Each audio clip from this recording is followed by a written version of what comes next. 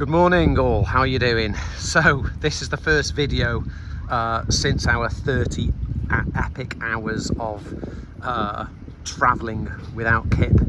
So yesterday afternoon we got to our hotel at about 3 o'clock, checked in.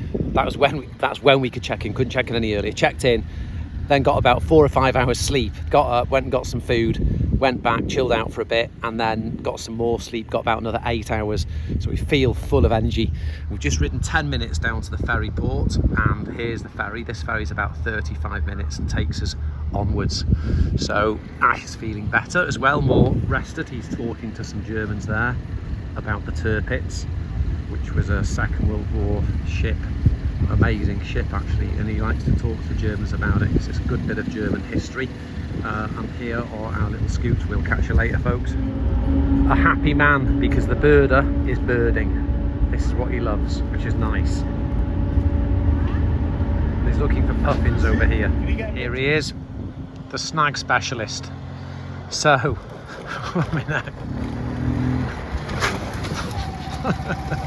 this is what you're up against. So what happened is Ash stopped off to deal with some ablutions at a petrol station, and I said I'd go ahead, and then he missed the turning. But actually, to be fair, I've only been here 5 minutes. It's good to see him. His bag fell off. He sent me a picture. But I saw a white-tailed eagle, very low, which is amazing. That's what he's happy about. Very happy. That's good. We're back. Okay, we haven't had a race in the while. We're gonna go. Tell me when. 3, 2, 1, go! Both fingers off. Now if you remember, viewers, in Denmark, Ash had me every single time. Let's see if Norway, let's see who Norway favours. So we're on a route with a slight bends, which is good. Keep to the right, Shagger. We're on the intercom, keep to the right a bit.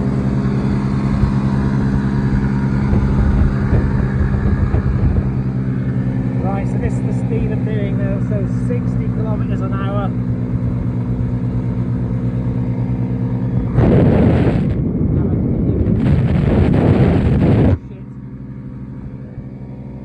trying to do this with one hand filming and one hand on the bar. I can hear him.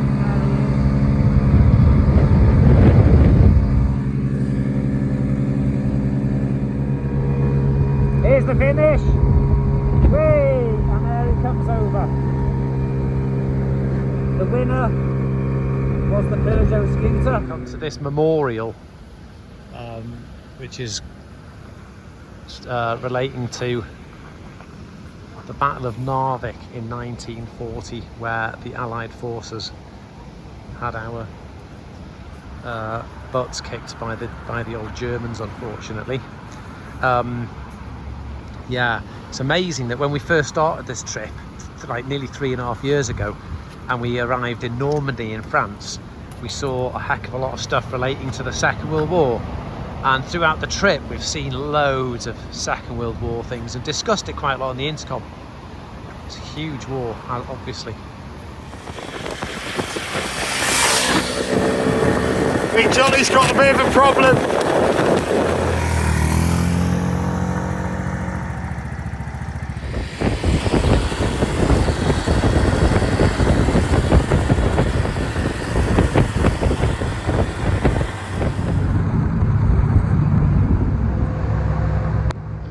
So we've been travelling up this road here, and we look to our left on the way up, and there is a load of reindeers. You know what that means, don't you? Father Christmas is not far away. The Tirpitz Museum.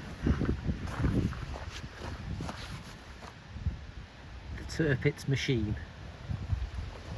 And over there is some armour plating. This is what the deck was made out of on the Tirpitz. It's that thick. Look at that there. That's flipping thick.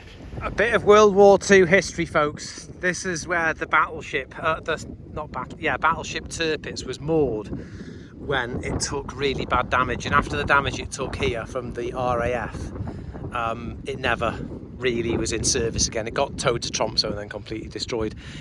It was they use these bombs called tall boy bombs, and this is the crater. And this is huge. They're 1.5 ton bombs. It's absolutely huge. It's hard to get the scale of it from this, but Hang on, no it's not.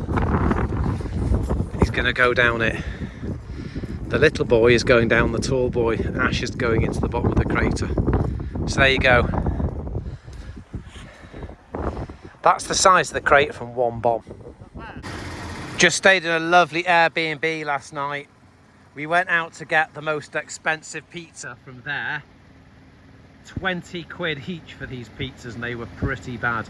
And that's Norway though, up this part of Norway, not southern Norway, I must add. Anyway, I left my heated grips on, didn't I, on the scooter for about 3 hours last night. When we went back after the pizza, I noticed the little light was on. So I've had to kickstart this morning. Flipping lucky it's got a kickstart. It took about 30 or 40 kicks because it's rubbish, the quality of the kickstart. As you can see, it's raining, so we've got a bit of a few miles in the rain today. That's how it is. They're both struggling a bit, these are. You can see already the oil slick underneath Goldfinger. I don't know if you can just see the colour there. There's an oil slick. Neither of the scooters are as good as they were. They've done well though.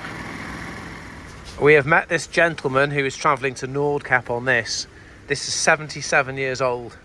It's a Denmark-made Nimbus, and it's a 4-cylinder overhead cam 750cc engine. And those of you who are into engines, there's a shaft that comes up here, bevel drive off the crank, shaft what comes up, bevel drive onto the camshaft. And you can adjust the valves from here, which is lovely. He's fitted retrospectively an alternator, but you can see the little belt there, which is nice. You can see he's well set up, this machine. It's 1977. Beautiful. No, it's 77 years old. Ah. I thought I'd stop for a quick video because it is absolutely horrendous, the weather. This is, I think we're still not quite, we're just over a day away from Nordkapp. We're in a very high place. It is freezing. It's 36 Celsius, which I think is about 3 degrees. It's sleeting. You can see the snow up there. It is tough. It's the cold, it's awful. I don't know what more to say really, apart from I'm really glad I've got the hot hands, which are like heated grip things. But there we go. We'll keep going.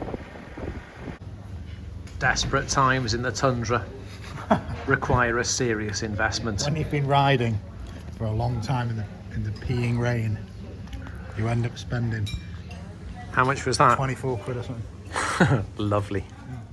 We're now about 40, I think, miles from Nordkapp. It has been an epic day. We have finally got to this place, the Hotel Repvag, which is the cheapest place we've stayed at so far. Just have a look at it there. This is our little room, our little cabin thing. And it's very basic, but it's warm, that which is the important bit. Anyway, if you got crabs, this is the place to be, because this is a big crab town. So there we go for the crabbers amongst you. This is out of the wind, this side of the peninsula. It is freezing, windy and wet. So there's Ash. He's recuperating after the day. What are your thoughts on the day's ride? Day, that very windy, very wet, just brutal when you can only do 40 mile an hour. Max? Yeah, Max. I know that's maximum, but I mean, when the wind's like this, it's 30. It's true. We're misting up there, and we're helping the misting by brewing up in here. We're having to brew up in the room. And 23. And it has number 20, and it has a paddling pool here. Look at this. Look, that is the paddling pool. That is the shower. They had no bog rolls. Luckily, I've got some. Hang on, the rail's come undone. Some ticket. the rail for that's come undone. So I've now got a wet foot after demonstrating that. And we have had to just make the best of it all. It's a mess, but it's all right. That's Ash's the 2nd litre of choco milk for the day. Just don't know what else to say really. The light doesn't work on the roof there. Got a good heater though. The heater is good. This floor is soaking because you just tramp everything in from the outside, and it's like a sauna because it's so damp. Show him the crib gork you've got to walk over to go to the toilet. Oh yeah, if you go to the toilet to keep your feet dry, let me put the light on, you have to go like this, okay? You have to go like that onto there, and then like that, and then like that. I'm obviously not going to show my winky, and then you go your winky and you point it down there.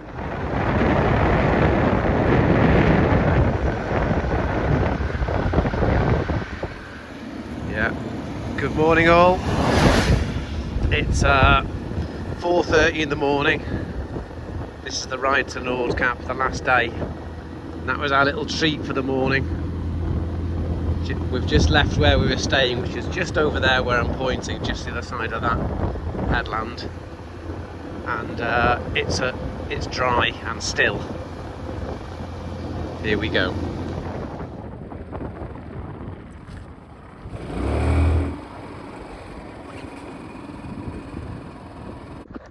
So, as you can see, Ash is pushing Goldfinger because it's run out of fuel.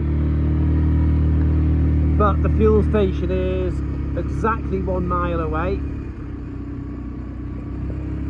And if he wants to push it to the top of this hill here, and if he's got enough fuel, well, he's hoping that the bit of fuel at the back of the tank will go to the front of the tank, and he will be able to get there. If not, we'll have to get some out of this.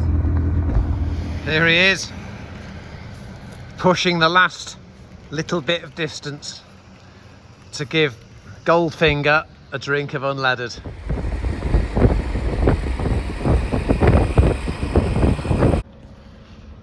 Well, we've made it to Nordkapp on £250 scooters via Morocco.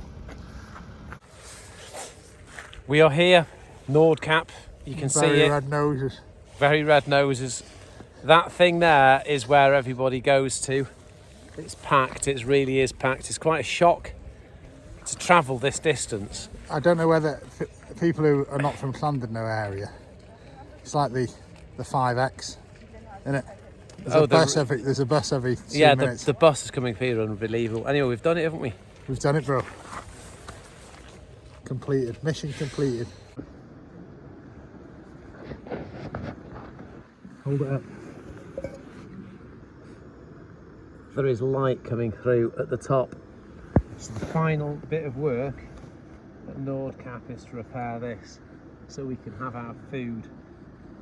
So that screw goes in there like that,